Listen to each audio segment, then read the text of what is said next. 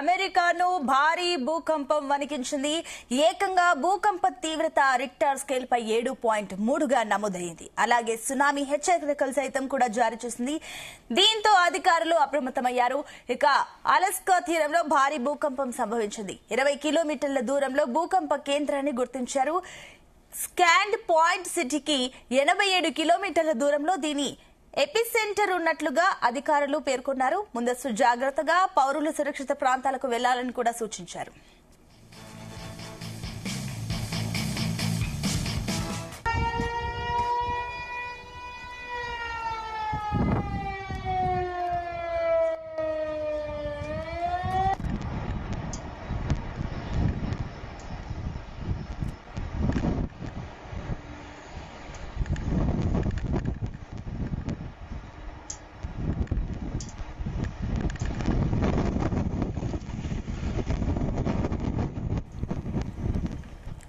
US geological survey tsunami హెచ్చరికలను జారీ చేసింది. దక్షిణ అలస్కా పెనిన్సులా ప్రాంతాలకు సునామీ హెచ్చరికలు జారీ చేశారు. భూకంపాలు తరచుగా వచ్చే పెసిఫిక్ రింగ్ ఆఫ్ ఫైర్ ప్రాంతంలో అలస్కా ఉంది. 1964 ఉత్తర అమెరికా ప్రాంతంలో 9.2 తీవ్రతతో భూకంపం వచ్చింది. దీంతో 250 మందికి పైగా ప్రాణాలు కోల్పోయారు. 2023లో కూడా అలస్కాలో భూమి కంపించింది.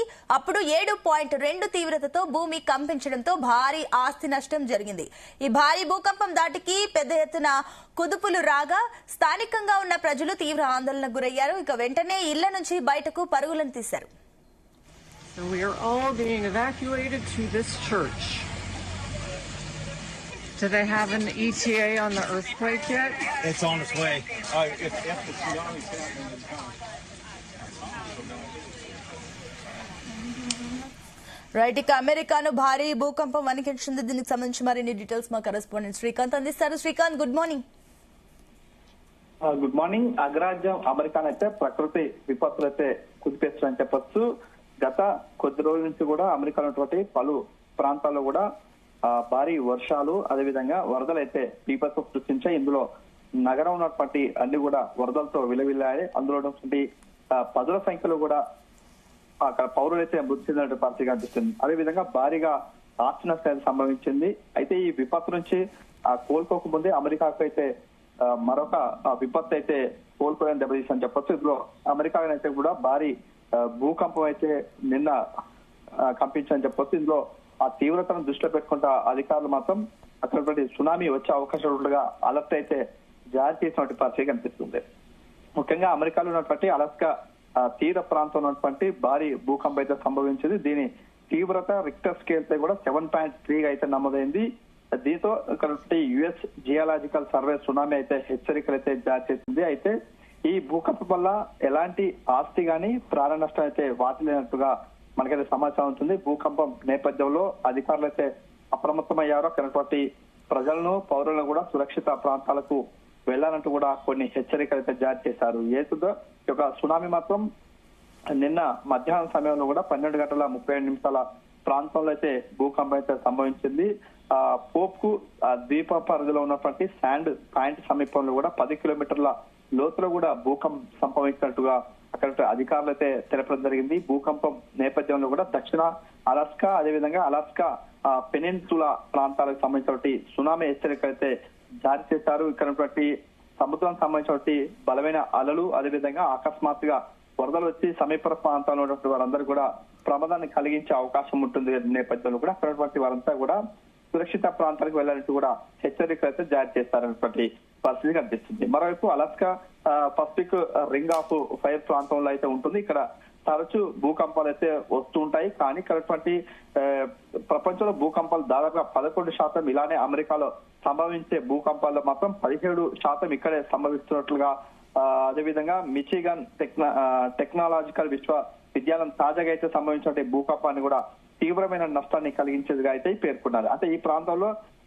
సంవత్సరంలో పరిధిలో చూసుకున్న మొత్తం దీని తీవ్రత దాదాపుగా 10 నుంచి 15 భూకంపాలు నమోదవుతాయంటూ కూడా అధికారులు తెలుపుతున్నారు. అదేవిధంగా గతంలో చూసుకున్న మొత్తం 1964 సంవత్సరంలో మాత్రం ఇక్కడ భూకంపం భారీ నష్టాన్ని చవిచూసింది. అటువంటి 9.2 తీవ్రత కూడా భారీ భూకంపం వచ్చింది. ఈ గతంలో సుమారుగా 250 మంది పైగా అయితే అక్కడ పౌరులు అయితే చనిపోయిన నేపథ్యంలో ఇవన్నీ కూడా దృష్టిలో పెట్టుకున్నటువంటి అధికారులు నిన్న వచ్చినటువంటి రిక్టర్ స్కేల్ పై కూడా 7.3గా అయితే నమోదైంది. కాబట్టి ఇలాంటి మరో భూకంపాలు వచ్చే అవకాశం ఉంటుంది. అదేవిధంగా సునామీ వచ్చే అవకాశం ఉన్న నేపథ్యంలో అక్కడ ఉన్నటువంటి అధికారులంతా అప్రమత్తమయ్యారు. అక్కడ ఉన్నటువంటి వారంతా కూడా సురక్షిత ప్రాంతాలకు వెళ్ళాలి, ఏదైతే ఎత్తైనటువంటి భవనాల్లో కాకుండా మాత్రం మైదాన ప్రాంతాల్లో వెళ్లి ఉండాలంటూ కూడా హెచ్చరిక జారీ చేసిన పరిస్థితి కనిపిస్తుంది.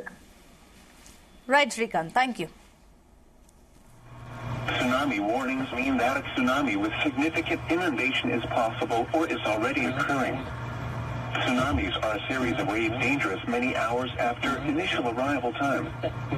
The first wave may not be the largest.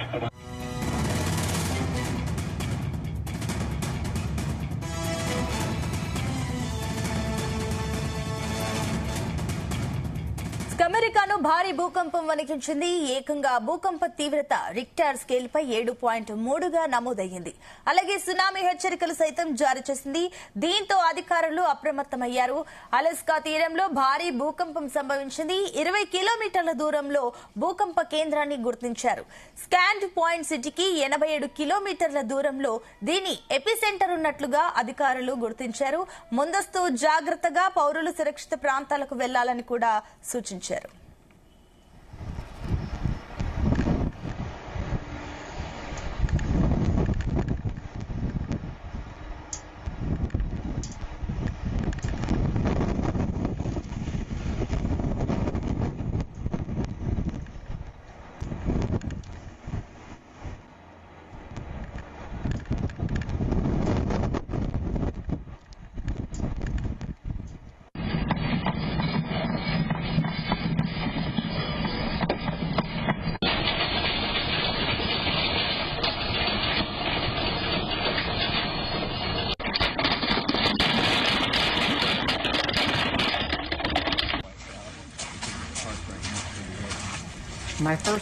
US geological survey tsunami హెచ్చరికలను జారీ చేసింది.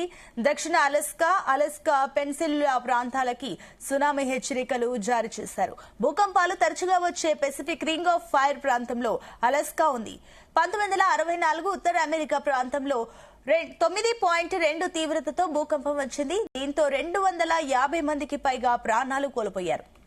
ఇక 2023లో కూడా అలస్కాలో భూమి కంపించింది. అప్పుడు 7.2 తీవ్రతతో భూమి కంపించడంతో భారీ ఆస్తి నష్టము జరిగింది. ఈ భారీ భూకంపం దాటికి పెద్ద ఎత్తున కుదుపులు రాగా స్థానికంగా ఉన్న ప్రజలు తీవ్ర ఆందోళనకు గురయ్యారు.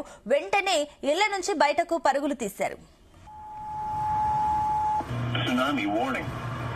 Repeat, tsunami warning. The tsunami warning remains in effect for the coastal areas of Alaska from Kennedy Entrance, Alaska, which is located 40 miles southwest of Homer to Namac Pass, Alaska, which is located 80 miles northeast of Alaska.